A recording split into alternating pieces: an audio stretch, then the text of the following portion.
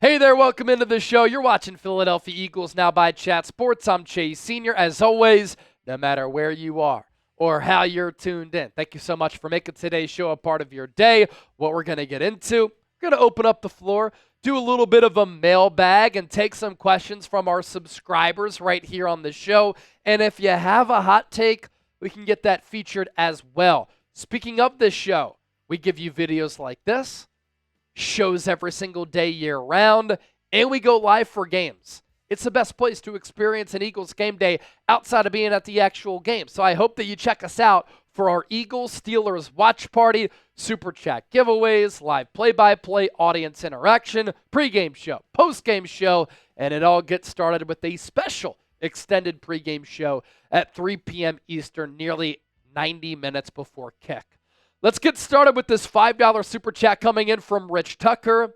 A.J. Brown, Jalen Hurts, Devontae Smith, they've all been good friends since college. Drama is just a bunch of press BS. And I will say, media sometimes can drive these narratives, and the media can make these narratives very exhausting. Now, you're probably watching the show right now saying, Chase, you are a part of the media. Yeah, in a way I am. I wouldn't characterize myself as a journalist any longer. I used to be. I was a news reporter in my previous job at WNEP, 3.5 years, covering everything from murders to political races and car crashes to high school sports, Penn State football, AAA baseball, going live at Major League Baseball stadiums. I was doing all of that. And in that life, yeah, I was a true Big J. And it does bother me how Big J's can peddle out and repeat these narratives in order to cause drama, because that forces people to click, listen, and watch. That is a thing. And it is a thing in a media market like Philadelphia, with a diehard fan base in Philadelphia, with Eagles fans who are always starving for Eagles content. And sometimes there can be a twisting of narratives in order to fit an agenda. We see it all the time. That's why people have lost trust in the media. We saw it during this election, right? But in this case, A.J. Brown made this happen with what he said to the media. It's the media's job, of course, to then inform the audience as to what's going on. Devontae Smith, Jalen Hurts, they acknowledged this Eagles passing game is not up to par right now. They know that the pass game has to get better for this team to win a Super Bowl. Brandon Graham, as a player, took to the media live on WIP and talked about the friendship of Hurts and Brown and how their dynamic might hold the Eagles back a little bit. And so in this case, I actually don't blame the media at all. And I get sick and tired of the media. I can't watch the news media any longer because I never know what's fact, what's fiction. But in this case, I'm not blaming the media. I'm not blaming the press, because the players were the ones who started this. Caribbean Craig, $20 Super Chat. If George Pickens is out, who's the more dangerous wide receiver on that Steelers team? So this is actually a pretty big deal, and the Steelers are getting some bad news in this game against Philadelphia. George Pickens is one of the top young wide receivers in the National Football League, and his numbers have really elevated since Russell Wilson took over as the team's starting quarterback, and he's a freak talent. 6'3", 200 pounds, good speed, good route runner, and a really good long ball threat for Russell Wilson. On the year, he has 55 catches for 850 yards and 3 touchdowns. George Pickens, as a player, is averaging 15.5 yards per catch, and literally his explosion in numbers coincide with Russell Wilson taking over for Justin Fields. One thing that Pickens gives Russ, the deep ball threat, because of his height, ability to come down with those 50-50 contested catches, and that's a big reason why Russell Wilson is averaging a career best in yards per attempt. Credit to Russ. Last couple of years, he was so bad for Denver. I thought he was cooked. He does have a pretty good supporting cast with Pittsburgh. good offensive line, good running game, 2 good backs, good tight end, Pat Freiermuth, and a decent receiving core, and an awesome defense. And that's helped to elevate him. The makeup of this team, kind of like those Legion of Boom days, and that's helped to elevate the game of Russ. But he's also putting up some decent numbers. But George Pickens being out of this game could really hurt this Steelers passing attack against the number 1 defense in the NFL. Now, with Pickens probably not playing because of that hamstring issue, Calvin Austin becomes their second best wide receiver to answer that question. Before we continue to take your questions, I want to give a shout out to one of our sponsors here on board at Philadelphia Eagles Now and under the Chat Sports umbrella, and that's our friends at ZBiotics. You can see what they have to offer at zbiotics.com/chatsports or scan the QR code on your screen right now. Have you ever skipped a workout because of drinks the night before? Me too. If you're committed to your healthy routine like I am with my running streak closing in on 600 days, you need ZBiotics pre-alcohol. We all have busy lives these days and can't afford to waste a day stuck on the couch because of a few drinks. I hate it.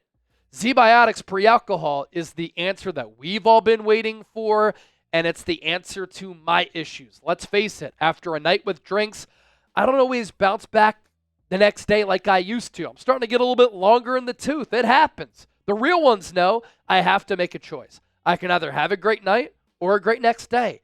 That is, until I've found ZBiotics pre-alcohol. Pre-alcohol is the world's first genetically engineered probiotic. It was invented by PhD scientists to tackle rough mornings after drinking. When you drink, alcohol gets converted into a toxic byproduct in the gut. It's this byproduct, not dehydration, that's to blame for your rough next day. Pre-alcohol produces an enzyme to break this byproduct down. And just remember to drink this probiotic before drinking alcohol. Drink responsibly, of course, and get a good night's sleep to feel your best tomorrow. The first time I tried it was last football season after a watch party, and before a watch party, as instructed, drink that bottle of pre-alcohol before any alcohol. I was amazed at how I felt the next day. So stay in the loop. Go to zbiotics.com/chatsports, scan that QR code that we've been showing you on your screen, and get 15% off your order when you use the code chatsports at checkout. It's also a good stocking stuffer coming up during the holiday season. You can also sign up for a subscription using our code so that you can stay prepared no matter the time or the occasion. It's backed with a 100% money-back guarantee. So if you're unsatisfied for any reason, they'll refund your money, no questions asked. Next up, Caribbean Craig with another $20 super chat. Will we be using Kari Blasingame against the Steelers? It could spring Saquon Barkley a little bit. That is a great question. And if you're living in the Caribbean, by the way, my man, I hope that you're enjoying life down there. Probably means you've done very well for yourself. So that's awesome. It's a good point because of this matchup that we have here on Sunday. The Pittsburgh Steelers are one of the top defenses against the run in the NFL this year. And I want to bring up their numbers as a rushing defense because they have a physical front, good linebacking core, well-coached defensively. They are going to load the box against Philadelphia and force the Eagles to beat them against that stacked front, and Jalen Hurts is going to have to make a couple of throws. The Steelers against the run, 6th in yards per rush at 4.1, 4th in rushing yards per game at 91.5. What can help Kellen Moore and Philadelphia counter all those bodies up front? Using the fullback. Now, I saw Kari Blasingame in there a little bit against Carolina, but not used all that much.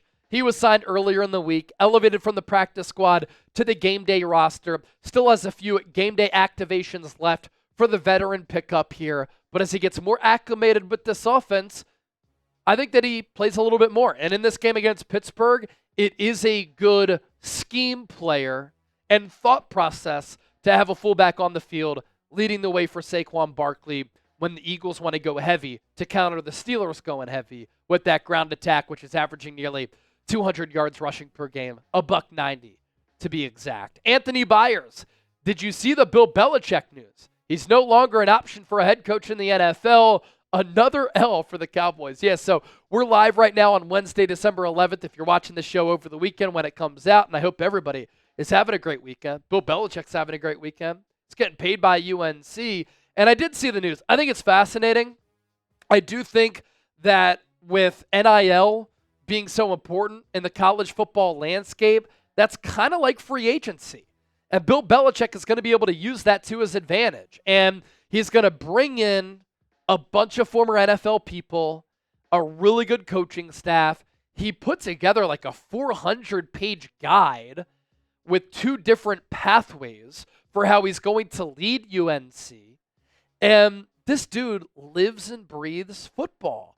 And it's not like he's going to have to hit the recruiting trail like you had to do a few years ago. There is free agency. Will he have to recruit a little bit? No doubt. But players are going to want to go to UNC because they know Bill Belichick's program is going to allow them to make it to the NFL. And so it's fascinating. Bill Belichick, I think he's taking this job out of loyalty. He's saying to himself, look, no NFL teams wanted to hire me, so let me go the college route. UNC wants me. I want to feel wanted, and I want to run things where it's my way or the highway. Also, he might have it in writing where Steve Belichick, his son, is the next head coach in waiting. Steve Belichick is the DC for Washington right now. He's going to be the DC for the Tar Heels. Amari Rivers.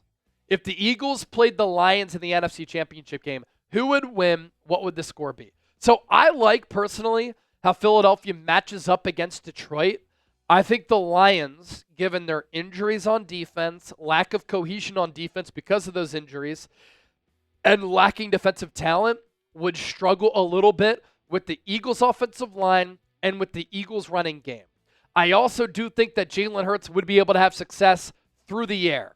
Now, this Lions offense is very good. Jared Goff is having a great year. They have good weapons. They have a 1-2 punch at that running back spot. Jahmyr Gibbs, David Montgomery, and the best offensive mind as far as OCs go, best play designer and best play caller in the NFL in Ben Johnson. But the Eagles also have the number 1 defense in the NFL. This is where it's huge. What it comes down to for me, not fully, but partially.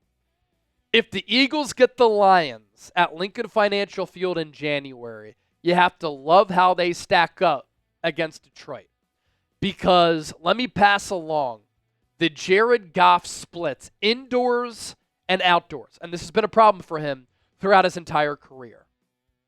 So, indoors, he is completing 73.9% of his passes, 8.8 yards per completion, 22 touchdowns, 5 picks, a passer rating of 116.1.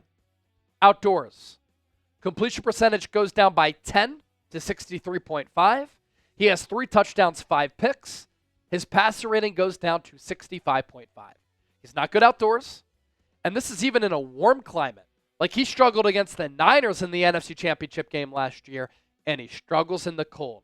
That could be a huge factor. That's why it's huge for Philadelphia to try to get that number 1 seed. Be sure to subscribe to the channel so that you can be a part of our mailbag, so that you can stay informed and in the know on all things birds. And as always, thanks for supporting the show.